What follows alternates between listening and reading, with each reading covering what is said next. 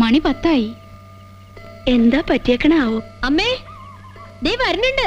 കൂടുതൽ എന്താ പറ്റിയെന്നാ തോന്നണേ. ചില്ലറ വെയിറ്റ് ഒന്നും അല്ല. എന്റെ ഈശ്വര, എന്ത് പറ്റി? ഒക്കെ ഇവിടെ തന്നെ വിശദീകരിക്കണോ? ഏട്ടൻ പൊയ്ക്കോ, ഞങ്ങൾ വെച്ചോളാം. പിടിക്കച്ച. ബാക്ക് വീല് സ്റ്റക്കായി എന്നാ തോന്നണേ. അയ്യോ, അവൻ ആകെ ദേഷ്യം പിടിച്ച് പോയിരിക്കാ. ചെന്ന് വല്ലതും വിളമ്പിക്കോടെ. വണ്ടിക്ക് എന്താ പറ്റിയത്? പറ്റിയതല്ല, പറ്റിച്ചതാ. എന്താന്ന് പറ. അതൊക്കെ പിന്നെ പറയാം. അയ്യോ, ഇവിടെ തിരുമ്മിയ മോളെ. ശരിയാ, വല്ല പിണ്ണ തലയോട്ടൊന്ന് ആവി പിടിക്കണം, അല്ലെങ്കിൽ ആളെ കൈ പോക്കാൻ പറ്റില്ല. നീ ഒന്നും തിരുമ്പി തരണേ. എന്താടി അച്ഛൻ പറഞ്ഞോണ്ട് തന്നെ ഒന്നും ചെയ്യുന്നില്ല. അയ്യോ, പട്ടികൾക്കൊക്കെ നല്ല പോരായി. കുറച്ച് കൊതി തീർന്നിട്ടുണ്ടാവും. 4-5 കിലോമീറ്റർ തള്ളി മനുഷ്യന്റെ ഊപ്പാട് വന്നു പോയി. വണ്ടിയല്ലേടാ, ചിലപ്പോ അങ്ങനെയൊക്കെ ഉണ്ടാവും. അതല്ലമ്മേ, ഞാനതിനാ ഇനി ദിവസം അങ്ങോട്ടും ഇങ്ങോട്ടും ഇങ്ങനെ വണ്ടി ഓടിക്കണേ. പിന്നെ ജോലിക്ക് പോണ്ടേ? വണ്ടി ഓടിച്ചോടിച്ച് ചങ്ക് കലങ്ങി തുടങ്ങി. ബസ്സിൽ പോവാൻ ബുദ്ധിമുട്ടാണെന്ന് പറഞ്ഞോണ്ടല്ലേ അച്ഛൻ വണ്ടി മേടിച്ചു തന്നത്? അതുകൊണ്ട് എന്താ കാര്യം? വണ്ടിയുടെ അവസ്ഥ കണ്ടില്ലേ? ഇത്ര നാളും അങ്ങനെ തന്നെ അല്ലേടാ പോയത്? ഇത്രയും നാളെന്ന് പറഞ്ഞ അച്ഛൻ ഇവിടെ ജോലി ഉണ്ടായിരുന്നു. ഇപ്പൊ അച്ഛന് ജോലി ഇല്ലല്ലോ.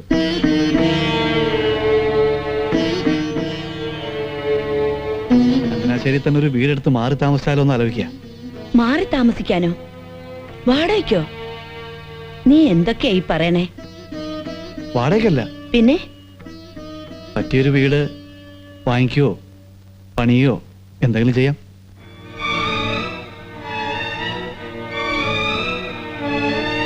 അച്ഛനും അമ്മ എന്റെ കൂടെ പോരെ?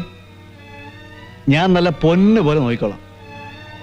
പിന്നെ രാധയൊക്കെയാണെങ്കിൽ അവിടെ നിന്ന് പഠിക്കുകയും ചെയ്യാം. കാര്യമൊക്കെ കൊള്ളാം, പക്ഷേ ഇതിനൊക്കെ എവിടുന്നാ പണം? അച്ഛന് കിട്ടിയ രൂപയില്ലേ? അതിന്ന് 50,000 രൂപ സുമിത്ര ചോദിച്ചിരിക്കുക. ബാലിന് എന്തോ ബിസിനസ് തുടങ്ങാൻ.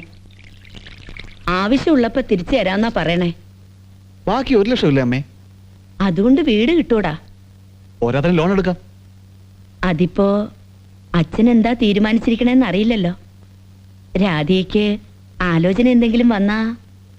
അവക്ക് അതിനു വേണ്ടി വലിയ പ്രായമൊന്നും ആയിട്ടില്ലല്ലോ അമ്മേ. എപ്പോഴാവശ്യം എന്ന് വെച്ചാൽ ഞാൻ തിരിച്ചു തന്നേക്കാം. ഇല്ലെങ്കിൽ ശമ്പളം കിട്ടുമ്പോൾ ഒരു തുക ചെയ്ത് അച്ഛന്റെ പേര് ബാങ്കിൽ ഇട്ടോളാം. ഞാൻ അച്ഛനോട് പറയാം.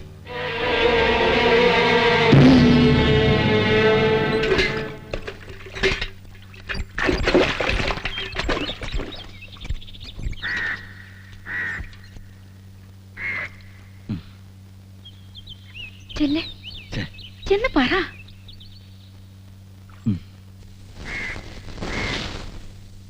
തലവേദന എന്ന് പറഞ്ഞ് ലീവ് എടുത്തിട്ട് വെയിലത്തിറങ്ങി നടക്കുവാ. ഇപ്പൊ കുറച്ച് കുറവുണ്ട്.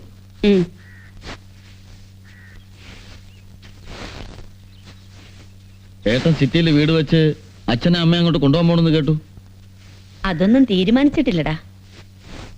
ഇനി പോയാ തന്നെ ഞങ്ങള് സ്ഥിരമായിട്ട് അവിടെ നിൽക്കാനൊന്നും പോണില്ല. കുറച്ചു ദിവസം അവന്റെ കൂടെ, കുറച്ചു ദിവസം നിന്റെ കൂടെ മാറി മാറി നിൽക്കാം. എന്താ? ഞാനും സിറ്റിയിൽ ഒരു വീട് വെച്ചാലോ എന്ന് ആലോചിക്കുക. നിനക്ക് ഈ വീടില്ലേ? ഓ, എനിക്കെന്തിനാ ഈ പഴഞ്ചൻ വീട്? ഞാനും ഏട്ടനെ പോലെ 10-25 കിലോമീറ്റർ പോയിട്ടല്ലേ ജോലി ചെയ്യണേ. നല്ല മോഡേൺ സ്റ്റൈലിൽ സിറ്റിയിൽ ഒരു വീട് വെക്കണമെന്ന് എനിക്കും ഇല്ലേ മോഹം. അതിനിപ്പോ എവിടുന്നാ പണം? അച്ഛന് കിട്ടിയത് എത്രയാന്ന് നിനക്കറിയാലോ. അത് സുമിത്രയും ഹരിയും കൂടി ചോദിച്ചിരിക്കുക. ഈ വീട് വിൽക്കാം.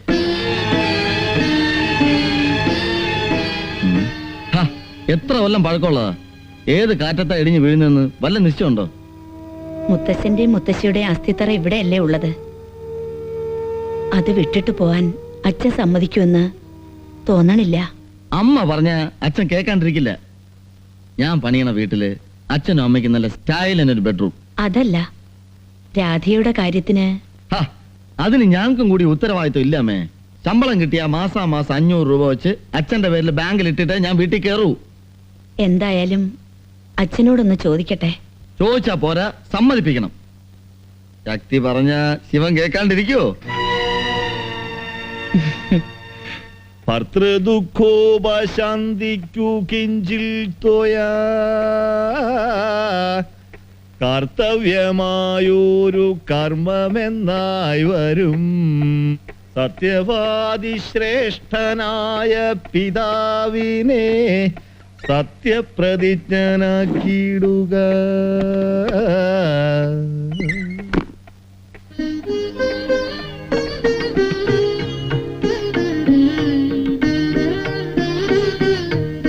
എന്താ അത്? അലുവേ? മേന്ന് അലുവ കടയിൽ നിന്ന് വാങ്ങാനല്ലേ പറ്റൂ. എനിക്കിത് വീട്ടിലുണ്ടാക്കാൻ പറ്റും. എന്താ പതിവില്ലാണ്ട്? കുട്ടികളറിയാതെ നമുക്ക് രണ്ടാൾക്ക് മാത്രം കുറച്ചുണ്ടാക്കിയതാ. കുട്ടികൾ അറിയണ്ടേ? അയ്യേ, തനിക്കിത് എന്തു പറ്റി? ഈ പ്രായത്തിൽ ഇങ്ങനെ നമുക്ക് മാത്രമായിട്ടൊരു മധുരം ഉണ്ടോ? ഈ ചിരിയിൽ എന്തോ കള്ളത്തരം ഉണ്ടല്ലോ. എനിക്കറിയാം, മേന്ന് ഇങ്ങനെ പറയുള്ളൂന്ന്.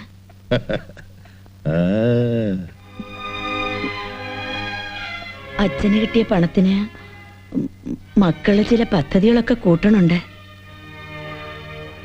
പക്ഷെ ഞാൻ പറഞ്ഞു, അച്ഛന്റെ തീരുമാനം എന്താണെന്ന് അറിഞ്ഞൂടല്ലോന്ന്.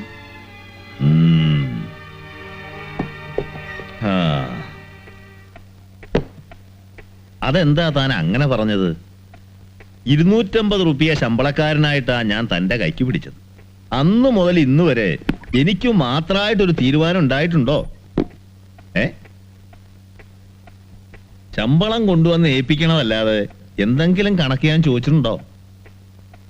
ഓണമായാലും വിഷു ആയാലും കല്യാണം ആയാലും പിറന്നാളായാലും ബഡ്ജറ്റ് ഇടുന്നതും തീരുമാനം എടുക്കുന്നതും ഒക്കെ താനല്ലേ? നാളെ തന്നെ ആ രൂപ മുഴുവൻ തന്നെ കൊണ്ടുവന്ന് ഏൽപ്പിക്കാം. എന്താ വേണ്ടെച്ചാ ചെയ്തോളൂ. കുട്ടികളുടെ പദ്ധതികൾ എന്താണെന്ന് അറിയണ്ടേ? അച്ഛൻ വല്ല എതിരും പറയൂന്നാ എന്റെ പേടി. നീ മനസ്സമാനായിട്ട് കിടന്ന് ഉറങ്ങ്. അതൊക്കെ അമ്മ പറഞ്ഞ് സമ്മതിപ്പിച്ചോളൂ. വീട് വിൽക്കാൻ പറ്റില്ല എന്ന് അച്ഛൻ പറഞ്ഞ എന്താ ചെയ്യാ? കോടതിയിൽ കേസൊന്നും കൊടുക്കാൻ പറ്റില്ലല്ലോ. അച്ഛന്റെ സ്വന്തം സമ്പാദ്യല്ലേ, ഇഷ്ടമുള്ളതുപോലെ ചെയ്യാം. അല്ല, നീ നിയമവും വകുപ്പൊക്കെ എവിടുന്നാ പഠിച്ചേ? ഓ, ഇതൊക്കെ അറിയാൻ വക്കീലിന് പഠിക്കൊന്നും വേണ്ട. ഈശ്വര, അച്ഛന് നല്ല മനസ്സ് തോന്നിയാ മതിയായിരുന്നു. ഓക്കെ, അപ്പോ മാസം ഏതാണ്ട് 1000 റുപ്യയോളം നമ്മുടെ കൈ വരും. വിഷുക്കൈനീട്ടം കൊടുക്കാനോ പിറന്നാൾ സമ്മാനം വാങ്ങാനോ അത് ധാരാളം. വേണമെങ്കിൽ ചോറ്റാനിക്കരയിലോ ഗുരുവായൂരിലോ എവിടെ വെച്ചാ ഇഷ്ടം പോലെ പോയി തൊഴിയാവാം. പിന്നൊരു കാര്യം, കുട്ടിയോട് നമുക്കൊരുക്കുന്ന സ്റ്റൈലൻ ബെഡ്റൂമിൽ വന്ന് ഇടയ്ക്ക് എനിക്ക് കാല് തിരുമ്മി തരണം, മുറുക്കാനെടുത്തു തരണം. മുറുക്കാനോ? നിർത്തിയ ദുശീലങ്ങളൊക്കെ പിന്നെയും തുടങ്ങാൻ പോവാ. ഓ, മനുഷ്യനായ എന്തേലും ഒരു ദുശീലം വേണോടൂ. അതൊന്നും ഇനി വേണ്ട. ആ, വേണ്ടെങ്കി വേണ്ട. പക്ഷേ ദിവസം ഒരു 2 മണിക്കൂറെങ്കിലും എന്നോടിങ്ങനെ സംസാരിച്ചുകൊണ്ടിരിക്കണം. ഒരു പ്രായം കഴിഞ്ഞാ പിന്നെ വെറുതെ സംസാരിച്ചുകൊണ്ടിരിക്കുന്നതിനാടോ ഒരു സുഖം.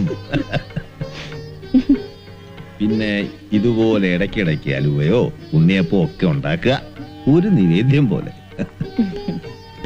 ആ, പിന്നെ കുട്ടികളുടെ വീട് പണിയും രാധികയുടെ മംഗല്യം ഒക്കെ മംഗളമായിട്ട് നടന്ന ഗുരുവായൂർ വന്ന് കുളിച്ചു തൊഴാമെന്ന് നേർന്ന് ഒരു 101 റുപ്യ എടുത്ത് കിഴികെട്ടി വെക്കുക.